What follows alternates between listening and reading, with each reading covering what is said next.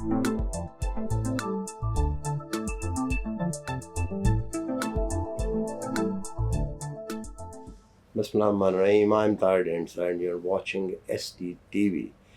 Digitalization has taken the world with a storm. Can you imagine a country fought election and a party won election on digital platforms? Norway, when President Trump was being shot, digitally it was transmitted. President Trump in his last tenure went to Saudi Arabia, and I was surprised that his inaugural address was carried forward on YouTube instead of the other terrestrial. So digitalization is here. Now the children apply to the university digital, multinational institutions like World Bank, and they give you payment digital signatures. And there are countries in Europe which have performed very well, rather innovating, making new pathways, enabling other things. We have today with us an expert on digitalization, in fact, on digital governance.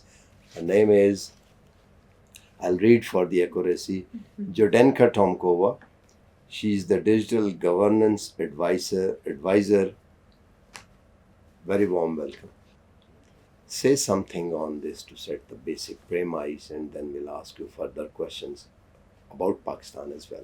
What is your global experience? Yeah, as you already mentioned, digital is really permeating our realities, not only political ones, they're permeating economic ones, but also our lifestyles, social spaces. We communicate, whether it's in private realm, through mobile devices or through platforms, in a collective setting or with families, whether it's in our close proximity or across oceans and mountains. So they're really reducing the distance and are enabling us to communicate. But not only there, that's where the starting point is, but now it's also creating content, collaborating, and really doing a lot of things through tech in, I would say, all aspects of our lives. So they're a really, really important tool. Humans are tool makers by origin. That's how we differentiate ourselves from let's say other species. And I believe that tech is yet another new modern tool that is enabling us to function more effectively and efficiently. Yeah, which is done. Europe and the West, especially, we should say, the Greater West, has made quite strides in digitalization, artificial intelligence, and the blockchain and other things. They have excelled into that. It would have been people from the other times would be amazed to see a car driving at autonomous cars, and on the bad things as well, autonomous weapons as well, they're doing it. But digitalization has developed. What do you think? Pakistan is far behind? You have a very interesting story. When we look at international indices, which is sort of ways to measure this complex thing of how technologies play out in different countries. So I would say that each country has a digital journey, if you will, but these indices measure how different countries perform in a comparative way. If we look at these, Pakistan excels, which is very in economic indicators and on innovation. On the other hand, what we see in the indices that you are a little bit lagging behind and quite significantly on inclusion. So digital literacy, we know that you have a complex society, and digital literacy, the competence and skills and doing things with tech is lagging behind. And also to a certain extent, the institutional policy framework is a little bit lagging behind. What should we do now? What is the way forward then? Why Pakistan is lagging behind? So currently why I am here was on a joint project with the Asian Development Bank and where also the Sustainable Development Policy Institute, where we're actually doing this podcast, have collaborated on a diagnostic study answering precisely your questions, what should Pakistan do? We for the past 6 months we have interviewed a lot of policymakers, people in the private sector, in academia, in at the provinces. So we went to Lahore, we went to Karachi, and of course in Islamabad, conducting a lot of interviews, asking precisely these questions, and all of these findings we have put into a report, which is the Digital Ecosystem Country Report for Pakistan, where we looked at the sort of recent achievements or a little bit recent past and current achievements, and also maybe some blind spots or the missing links, and also some recommendations where Pakistan could go into the future. The recipe is there. It's complex. It's not, and your question is difficult to answer in 2 or 3 words. But if I was to have a magic wand that I could cast on Pakistan, it's, we know if we look at successful countries in the world who are doing digital right, it means they're really having positive indicators. And again, not only in certain sectors, because there's some countries that are very good at digital in certain sectors, but we're talking whole of society, whole of government, whole of economy, then those countries are doing 3 things well. They're taking digital, let's say, tools and innovation. You mentioned innovation, AI, blockchain, and so on. So they're really advancing in the public sector as well as in private sector, because private sector tends to be advanced by default almost. They have to compete. They have market forces to respond to. So it's typically the digital society and the government that tends to lag behind private sector. And this is what we see in Pakistan. You're excelling in digital economy, fintech, financial technology. You have an excellent, you're exporting a lot of talent and you're getting a lot of return on that. You have brilliant, talented youth in the tech sector, in gaming, animation, software development. But maybe perhaps where we don't see the liftoffs, because the indicators are showing that even regionally you're slightly lagging behind other countries, not only globally, but in the region, is really to do those whole of society. So really empowering all of you citizens. You have a huge population. I believe it's only 79% or 70% that have access to mobile telephones. 23% have access to internet on average. We're not talking urban areas. So if you were to fill in those blanks, this is where you could get takeoffs. And what would that take is to do really strong digital literacy and access to device, connect also peri-urban and rural areas. We know that you have tough terrain, but there are other countries who have tough terrains and have done it. So that's maybe something to think about, how to strategically take that forward. And also work on government. You have also great examples of digital projects, but how to scale them and how to take it across government. And I would say this gets very technical, because government people typically see just the front interface of government, but what happens behind the scenes at the back end is where the magic happens.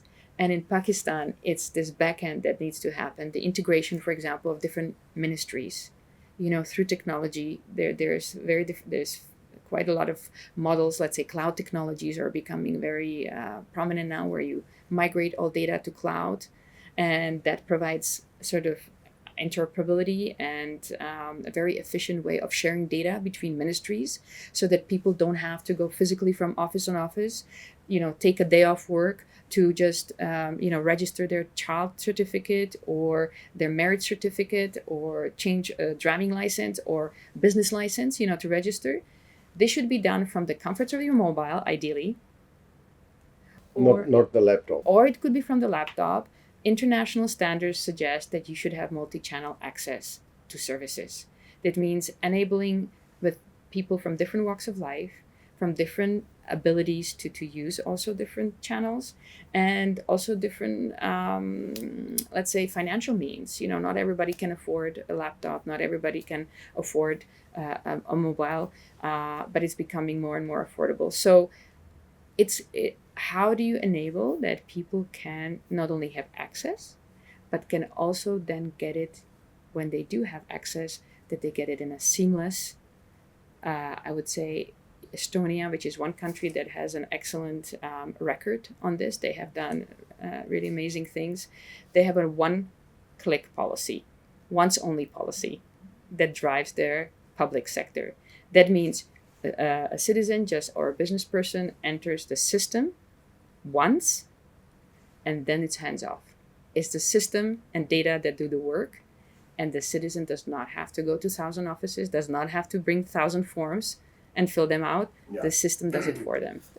I'm not saying for a substantial leap forward, but for a considerable progress. What do you think? What is the pathway, or what is the immediate 1, 2, 3 things that the country should do? Well, Even if it's not substantial, but considerable. okay. I think vision. You know, as I said, you tend to really focus on digital economy, which is important. But I think Pakistan needs to have a vision of where it wants to go. And technology, don't forget, is an enabler. It's just a means to an end. But Pakistan needs to soul search and know where it wants to go and how it wants to plug in technology to where it wants to go. Because it's just a tool, one of many. So this is number one. Is a vision. It's a vision that is definable, that is measurable, and then how do you plug in? So this would be number one. Secondly, to start seeing digital, digital literacy as a hard component rather than a soft. There's a tendency to think of digital literacy or digital inclusion as soft projects, a little bit, let's allocate some resources, for women's empowerment or for youth or whatnot. But your youth, for example, forms a significant demographic of your country. Yeah. If to empower that, and these are these sort of digital inclusion and digital literacy aspects that I would say number two would be is to really start thinking about digital literacy and digital inclusion as importantly as it does about digital economy. Because when you start to transform the lives and empower people to use technology for their everyday life, you're going to get those takeoffs. And number three would be just keep doing what you're doing in the digital economy and grow your talent because you've got amazing talent. Right. Maybe specialize, to start thinking because the competition is getting tough. What are the on a cursory basis, Yeah. what are the 2, 3 fields to specialize for Pakistan? What do you suggest? The youth can specialize and there will be, Well, one thing is data. So being very good in being able to work with data. So data science. This is strong mathematics departments, arithmetic, and also applied mathematics department, statistics, programming. But it seems like you're doing quite well there. But I haven't seen necessarily a lot of data scientists or data science projects, which is quite different than software programming. And we're coming into an era of AI, artificial intelligence, and also edge computing, also sort of machine learning, where data, if you don't have data, good data, and people being able to do interesting things with data, you're going to lag behind. So this is one area, is to really amp up or invest into your sort of data science fields. Also then maybe robotics and manufacturing, the robotics and automation is becoming a really hot field. So how it can really push and create competitive advantage for certain industries. So that would be another one. And also I would say, maybe it's not a specialization, but I saw a little bit of a blind spot, is also analytics, more social analytics, or let's say academic analytics about what does technology mean for different issues in Pakistan. Each country is different. You have a very socio-cultural, interesting, very diverse makeup of your country. How do you think about tech and how can you leverage technology in different spaces in Pakistan? Because it's first you need to understand in order to be able to come up with solutions. So I would also say that equally important, as much as pushing the tech fields, to also invest into faculties and into programs that are working on the social legal ethics, digital ethics becoming huge. These technologies are disrupting a lot of aspects in our lives In that society. and in society that are sometimes harmful, or there could be huge opportunities also on the socials. And one needs to understand this. This is happening in real time. So I would say maybe it's not a specialization, but definitely an ingredient for a sustainable, healthy, I would say, digital society. Having those people who are watching those also may be harmful aspects and are trying to understand and can prevent and maybe help to design solutions. Thank you very much. So the bottom line is that the Pakistan is at the crossroads, and there are huge opportunities. Must invest in people, even if you want to bring out data scientists. But all this should be, as the expert has just said, should be guided from a vision that need to be there. So have good orientation on that, on 2 3 fields, and Pakistan can catch up on that. With this, we come to the end of the program. Goodbye for now.